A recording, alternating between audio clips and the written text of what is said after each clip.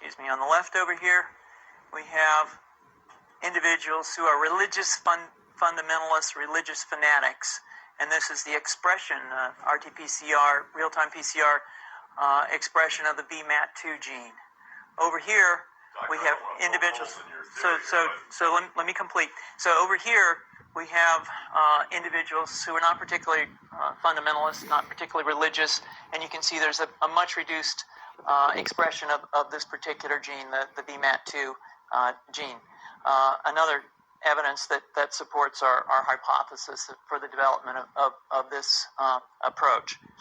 What you see here is by spreading this virus, we're going to eliminate individuals from donning on a bomb vest and going into a market and blowing up the market. So our hypothesis is that these are fanatical people, that they have overexpression of the VMAT2 gene, and that by vaccinating them against this, we'll eliminate this behavior.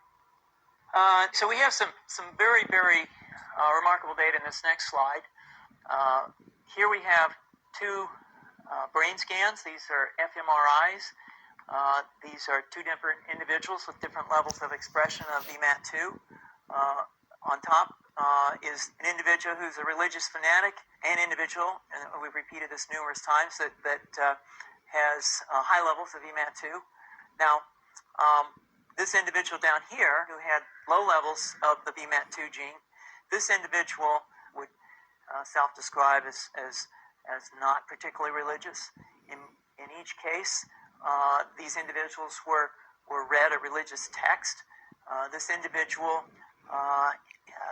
lit up the right middle frontal gyrus, shown here, and that's a part of the brain that's associated with theory of mind.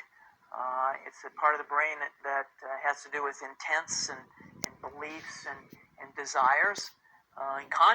In marked contrast, here's an individual who would not particularly self-describe as religious, and when they're read a religious text, what you see is that this part of the brain called the anterior insula lights up. This is a part of the brain that's associated with disgust or displeasure on hearing something. So you're suggesting I take a CT scan with me when I'm evaluating people to determine whether I put a bullet in their head?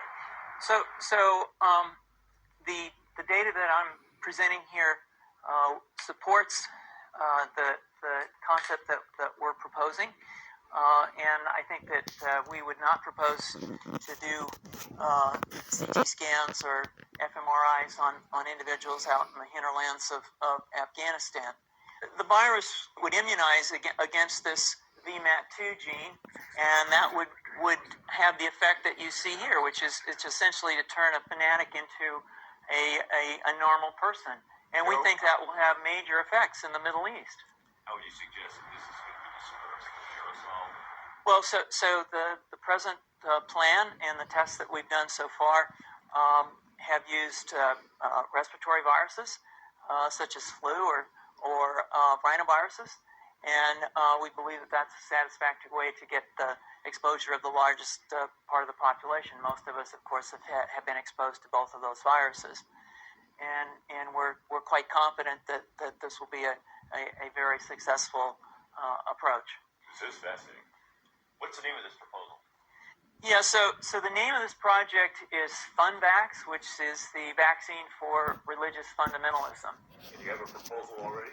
The proposal has just been submitted, and I think that the data that I have shown you today would support the development of this project, and we think it has great promise.